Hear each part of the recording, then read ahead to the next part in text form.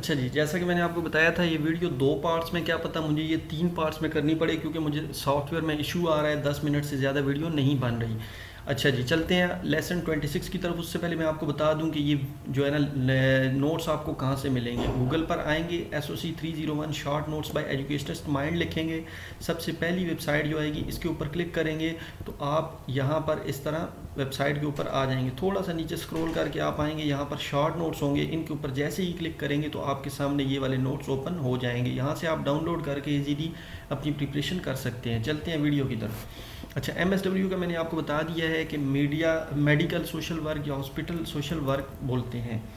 अच्छा जी, objective of social medical social work के ऑब्जेक्टिव क्या होते हैं जी? असिस्ट द पेशेंट्स, के पेशेंट्स की मदद करना, enable the patient to make best use of medical rehabilitative services. कि मतलब मेडिकल सोशल वर्क का ये काम होता है कि लोगों को इस तरह की सर्विसेज देना कि आपके पास कोई मेडिकल या रिहेबिलिटेटिव सर्विसेज आती हैं तो उनको कैसे आपने यूज़ करना है। अच्छा, contribute to the total rehabilitation of the individual and their integration into the society, strive for the promotion of the health of the patient. कि मतलब पेशेंट्स की हेल्थ को जो है ना प्रमोट करना। ठीक है, ये जो मैंने बहुत आसान अल्फाज में लिखा हुआ है, इंशाल्लाह आप इसको पढ़ेंगे तो आपको बहुत अच्छे से समझ आ जाएगी। Nature of the services of the medical social work. अच्छा जी, इसमें ज़्यादा बात सोशल वर्क के ऊपर ही की गई है। उसके बाद कहता है जी कि medical social services projects in the Lahore city. Lahore city में कौन से जो है ना मेडिकल में प्रोजेक्ट्स चल रहे हैं, ये आप इनमें से कुछ 5 याद कर लें। तो ये मैंने लिख दिए हैं, 5 के 5 आपके सामने शो हो रहे हैं। उसके बाद है जी fields of the social work. Social work की कुछ, सोशल वर्कर की कुछ फील्ड्स हैं। अभी देखें, कुछ सोशल वर्कर्स जो होते हैं वो स्कूल्स में होते हैं, कुछ क्लिनिकल्स में होते हैं, कुछ देखिए क्लिनिकल्स में कुछ साइकोलॉजिस्ट के साथ होते हैं, कुछ फैमिली वेलफेयर के लिए होते हैं।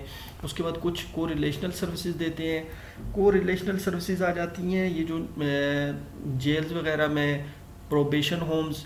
अच्छा जी, ये मैंने कुछ लिखी हुई है। Where individual were unusual behaviour are placed for the correction. मतलब कुछ लोगों के ऐसे बिहेवियर हो जाते हैं, उसको करेक्ट करने के लिए जहाँ पर कुछ सर्विसेज दी जाएँ तो ये को कोरेक्शनल सर्विसेज कहलाती हैं। फोरेंसिक होती हैं, जो मुजरिम वगैरह होते हैं ना उनके लिए, या ये जो पुलिस स्टेशन वगैरह में होती हैं।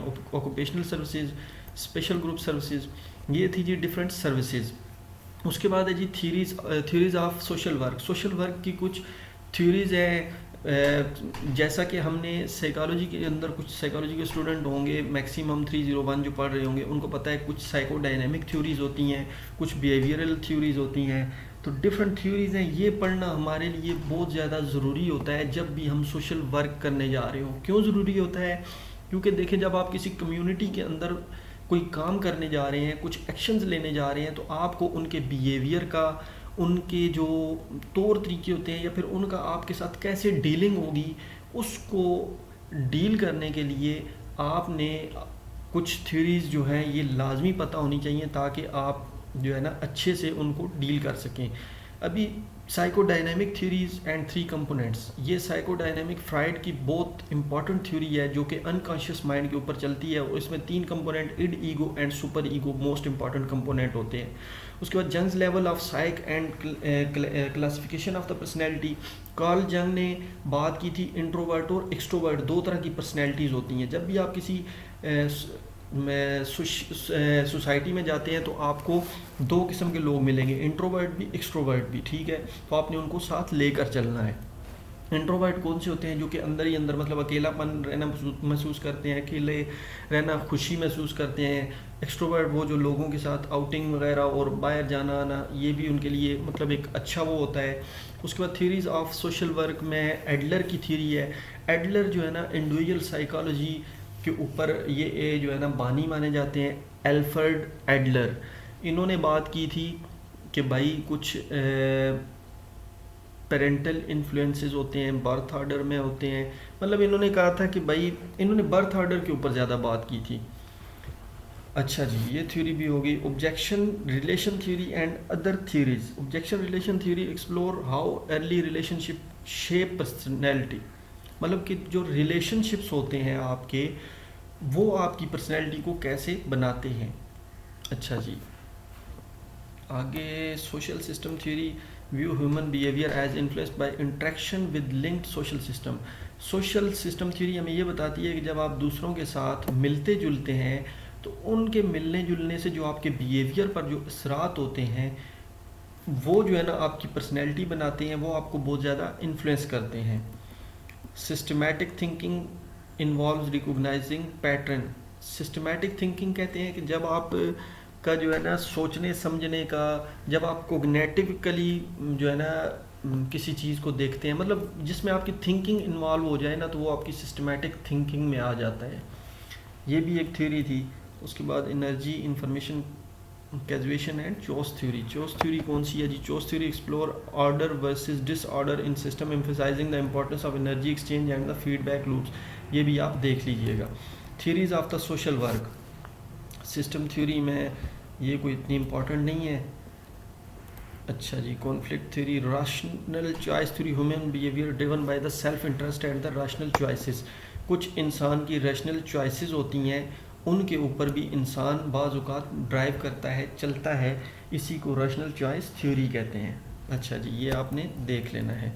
Social legislation. सोशल लेजिस्लेशन मैंने आपको जैसे सबसे पहले स्टार्ट में बताया था कि देखें कुछ सोसाइटीज़ के अंदर कुछ स्पेशल रूल्स रेगुलेशंस, कुछ लाज होते हैं मर्दों के लिए, औरतों के लिए या कंबाइंड सोसाइटी के लिए। तो उन लाज को जब सोसाइटी के अंदर इम्प्लीमेंट करवाया जाए तो वो सोशल लेजिस्लेशन होते हैं। अच्छा जी, उसके बाद सोशल लेजिस्लेशन में कहता है जी कि एक्ट 2010 1 2 3 किसके ऊपर बात करता है? Protection against harassment of women. Women की हरेसमेंट के अगेंस्ट ये बात करता है कि प्रोटेक्शन होनी चाहिए। ये कौन सा एक्ट है? 2010। अच्छा जी, उसके बाद ये आपने एक नज़र देख लेना है। उसके बाद डिसेबल्ड पर्सन के ऊपर कौन सा एक्ट बात करता है? 1981 ऑर्डिनेंस एक्ट। अच्छा जी, आगे चलते हैं। सेम वही डिसेबल्ड पर्सन के ऊपर बात की है इन्होंने। आगे चलें जी, तो कहता है जी volunteer social welfare agencies registration and control ordinance 1961। ये जो कुछ सोशल वेलफेयर एजेंसीज होती हैं जो कि सोशल एक्शंस लेती हैं या सोशल वर्क करती हैं, तो ये किस उसके तहत करती हैं? ये देख लें, आपके सामने 1961 ऑर्डिनेंस का लिखा हुआ है।